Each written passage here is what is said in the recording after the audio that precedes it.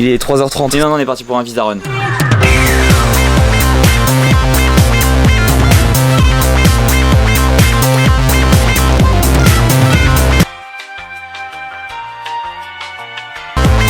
Bon, du coup, tous les 2 mois, je dois sortir de Bali. Il suffit d'aller dans un autre pays, de passer la douane et on peut rentrer direct. Du coup, ça s'appelle un visa run. C'est quelque chose de très banal, tout le monde le fait parce qu'en vrai, ça coûte plutôt moins cher de faire ça, même avec le prix des billets d'avion et tout, que de prendre le visa pour rester 6 mois à Bali. Et du coup, plutôt que de dire je voudrais refaire mon visa sinon je deviens sans papier, comme on pourrait le faire, les gens appellent ça un visa run. Mais bon, c'est Bali aussi, c'est quand même une bande de blogueurs, alors ils ont le sens de la formule. Mais du coup, comme je pars que pour une journée, je prends vraiment l'avion avec rien. J'ai aucun bagage. Je voyage seulement avec ça, aucun sac, rien, aucune affaire. Je trouve ça plutôt marrant. Ce burger était étonnamment bon, je suis beaucoup trop en avance, par contre je vais attendre 2 heures maintenant.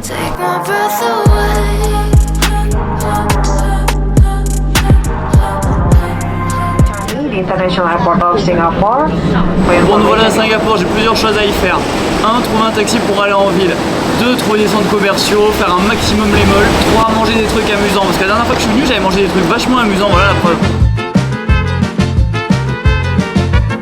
Voilà, exactement, ça c'est de la nourriture rigolote. Et ensuite, il me reste un peu de temps, j'irai bien dans le quartier indien, parce que j'étais allé dans le quartier indien, la dernière fois, ils ont un super quartier indien. Enfin, pour l'instant, il faut que je trouve un taxi. Peut-être par là. On va commencer par aller voir leur espèce de tour Eiffel. Enfin, ça ressemble pas du tout à la tour Eiffel, mais c'est leur bâtiment emblématique. Aussi, il faudrait que j'achète une série de t-shirts noirs, parce que j'ai plus de t-shirts noirs. C'est une note de mes missions pendant que je suis ici. Beaucoup de choses à faire. C'est ça. Le Merlion. C'est pas qu'ils soient hyper contents de ce truc alors que de l'autre côté il y a 3 bâtiments incroyables. Je sais pas pourquoi ça s'appelle Merlion aussi. Non mais après avec la ville derrière et tout ça a de l'allure hein, mais de là à tout cet engouement je sais pas. Bon voilà, maintenant qu'on a fait l'activité clé de Singapour, je propose qu'on aille directement faire les malls. Et c'est très beau Singapour, il y a beaucoup de petites statues, tout ça, j'avais un peu oublié. Je voulais aller au mall en taxi mais comme c'est particulièrement cool de marcher dans la rue, je crois que je vais plutôt y aller à pied. On va y aller à pied. Je voulais tous ces ponts là, par contre la météo est horrible, vraiment il fait chaud, humide, c'est dégoûtant.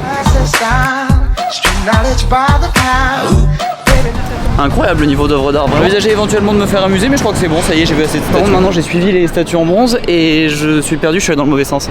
Donc il faut que je fasse demi-tour, j'ai le seum. C'est joli ces boules, mais malheureusement il fait trop chaud pour sautiller, comme ça je vais arrêter.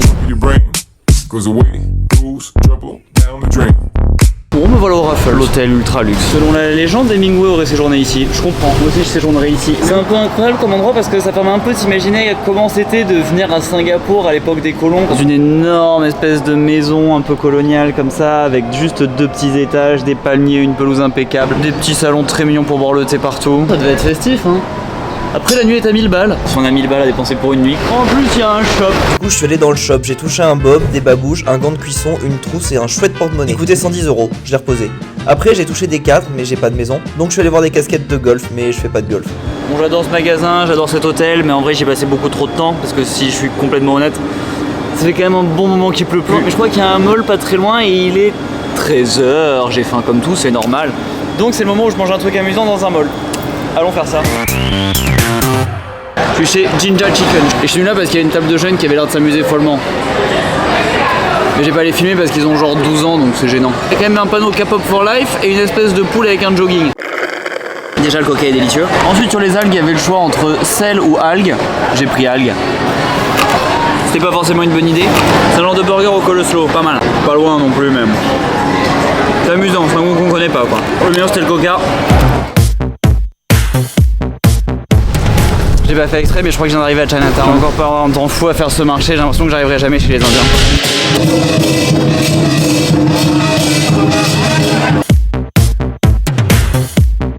Bon c'est un super Chinatown, il y a un peu rien à acheter. Si vous voulez acheter un porte-clés avec le Merlion, c'est ici qu'il faut l'acheter. C'est à peu près les mêmes que dans les boutiques souvenirs devant le Merlion mais ils sont un quart du prix.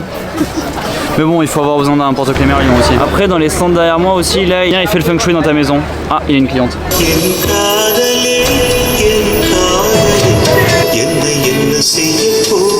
Ça y est, on se rapproche du quartier indien. Très chouette Tesla. Irisé comme ça, incroyable. Là, dans la rue, une machine à coudre prête à l'emploi. Pratique. Celui-là aussi, retouche minute. L'Indien de Singapour doit vouloir que son ourlet tombe impeccablement. Enfin, je comprends. Bon, et là, je voulais aller visiter ce temple derrière, celui-là. Mais malheureusement, il est fermé, il ouvre à 17h. Il nous laisse qu'une option. Aller manger des dosas. Ok, le food court indien est super, mais malheureusement personne prend la carte. Je vais quand même pas être un petit gros au point de retirer pour absolument manger indien. Ok, j'ai 10 balles. Je pensais que c'était un genre de crêpe à la patate. Mais ensuite, il a rajouté toutes les petites sauces dessus. Par contre, je sais pas tellement comment on fait pour manger ça proprement. Comment ils font les autres? Ils mangent pas proprement. C'est une solution aussi. Les 2,50 €, c'est délicieux. Si on réussit, j'aurais réussi à manger quelque chose d'amusant. C'est quelque chose d'amusant. 20 sur 20, c'était super. Je crois qu'il faut débarrasser son plateau. Je vais trouver un dessert. Délicieux dessert.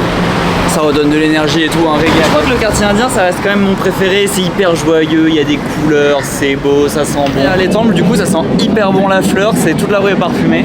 Même leurs fringues, j'aime bien. Je trouve ça chouette. Ah, c'est plutôt chouette, plutôt élégant. Et puis je trouve que le quartier indien a plus de style avec ses bâtiments de couleurs et tout. Je préfère. Il y a genre d'épicier aussi sur la rue, un peu improbable. Vendre des tomates aux indieux, c'est un peu marrant aussi. Notons que ce stand est très protégé. Il dispose d'une caméra ici et 2 caméras là. Il surveille vachement ses tomates. Ce détail dans la contre-allée aussi, il est un peu marrant là. Ils vendent des radis blancs. Et du gingembre. C'est quand même un peu marrant. C'est le quartier indien, mon endroit préféré à Singapour. Après, c'est pas hyper vaste non plus, hein. Ça fait 4 rues, le tour est vite fait.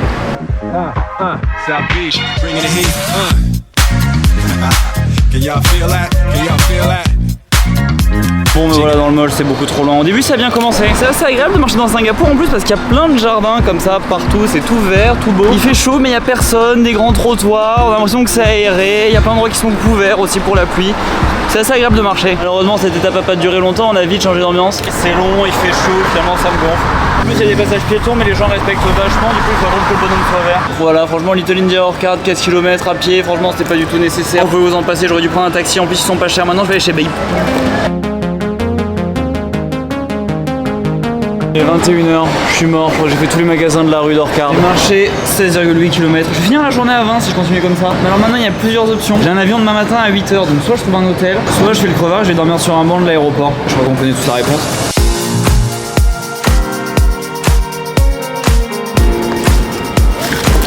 Bon, je suis partagé. D'un côté, je suis dans le bon terminal, d'un autre côté, je suis pas dans le terminal hyper fun. Mais bon, j'ai déjà marché 20 km aujourd'hui, j'ai un peu la flemme de retourner à l'autre bout là pour un film. En plus, j'ai regardé, apparemment, c'est Doctor Strange. J'aime pas tellement Doctor Strange. Donc, je crois que je vais rester manger un paquet de chips ici devant cette statue. C'est une chouette statue en plus. Elle bouge, c'est pas mal. En vrai, ce fauteuil a l'air confortable, mais il l'est pas du tout. Ce canapé est immense, c'est tellement mieux. Je propose qu'on se voit dans 2 heures. Tiens, j'ai gagné une pièce aussi. 20 centimes, c'est pas terrible. Je vais la laisser là.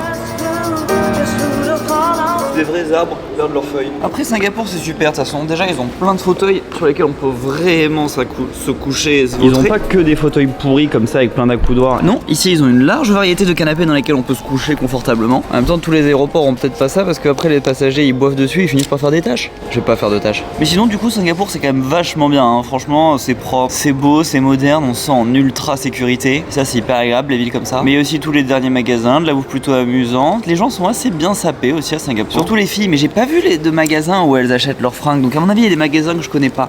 Ou alors elles achètent tout chez Issey Miyake, ce qui est aussi possible parce que de toute façon, tout est cher ici. Par exemple, ce café coûtait 7,20$, ça fait 5 €. En même temps, c'est peut-être un peu le même prix qu'en France parce que je l'ai acheté dans un aéroport et il est immense. Mais sinon, c'est vrai que la bouffe est plutôt moins chère qu'en France. Les taxis sont pas chers. J'ai payé 11 € pour genre 20 minutes. Le ticket de bus c'était 1,80$, un paquet d'Oreo 1,50$, un t-shirt Zara 12 balles. Il faut que j'en parle.